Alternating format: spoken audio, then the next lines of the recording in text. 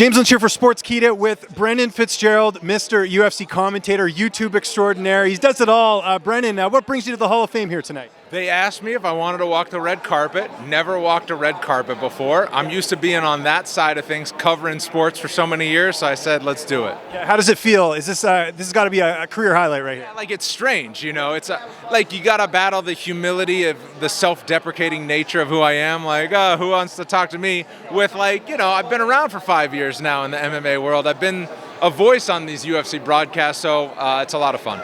We got a big card this Saturday, UFC 276. As someone who's been so pivotal in the Contender Series, getting to do the commentary and see all these fighters, what is it like seeing a guy like Sean O'Malley on a big pay-per-view like this and potentially a step closer to becoming a contender? Special for me is Sean O'Malley because the first Contender Series I called was the one where he got the contract and got the big knockout. That was my first experience calling fights back in 2017. I could tell you so much about that night because of how important it was for my career. And to see what he did that night, he was like a reason why I fell in love with the job right away because of how exciting that was. And then the career that he's gone on to have, like the personality he's become. If you look back on that fight, he didn't have colored hair. He had like half the tattoos that he has now. He's not driving a Lamborghini. It's incredible to see what he's done, and he's the poster child of what the Contender Series can do for fighters and what it's done for his career as a launching point before he got into the UFC. And then he's followed up on, winning by and large most of his fights since then, and doing it in the fashion in which he did with all those knockout wins. It's awesome.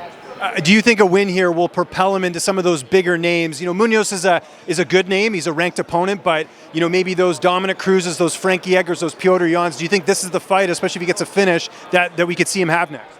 So, there's only Shark Tank from him if he wins. Yeah. He's fighting a ranked opponent. A lot of people have wanted to see him test himself against the top 10, top 5 guys.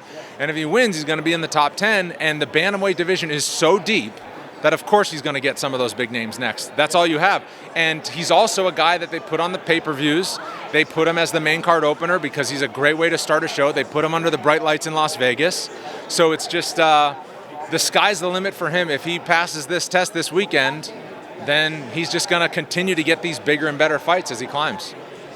Speaking of big tests, Max Holloway, Alex Volkanovski, third time they're having this fight. What are you expecting from this? Because it was so close the last time. The first fight, I think most would agree that Volkanovski won. Second fight, a lot closer. What are you expecting on Saturday? It's Alex Volkanovski's proven to be a next to impossible puzzle to figure out. His one loss in his whole career was at welterweight. He's 5'6" with a crazy reach. Max hadn't totally figured him out even in the second fight. And Volkanovski's going to be tough to take that belt from. 21 fight win streak, I don't know. I don't pick fights and anything can happen, but I just think Volkanovski is as worthy of a champion as we have regardless of the weight class. And I would think you would agree here because I know you've talked to him recently. Josh Emmett, he's got to be next, right? It's all on how the rest of the division goes and how dominant the champion has been. Same thing with Israel Adesanya. Sean Strickland is number 4. The winner of that fight probably fights Adesanya because he's cleaned out the guys ahead of him.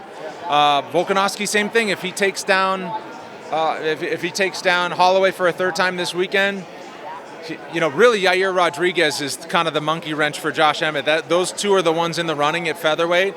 Yair Rodriguez, if he makes a statement, he's ranked higher. He had a good showing against Max Holloway. He could be next. Josh Emmett could be next. I don't think anyone would have a problem with it. And then quickly, the main event, we've got Cannonier and Adesanya. The odds are big in Adesanya's favor. Are they fair here? Because especially with what Cannonier's done in knocking out Derek Brunson, he's got some serious power.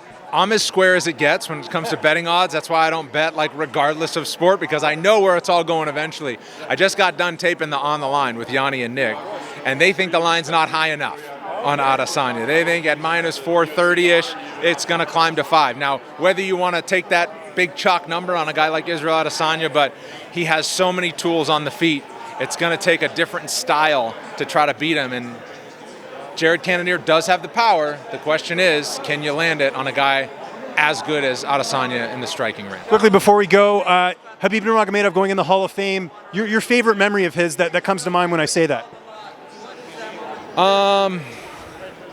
Well, the Conor fight was compelling, and all that went along with it.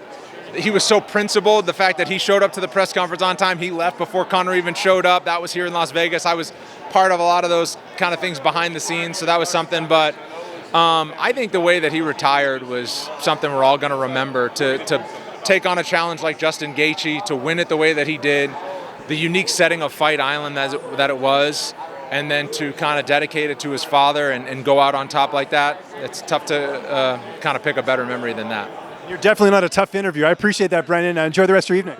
James, thanks very much.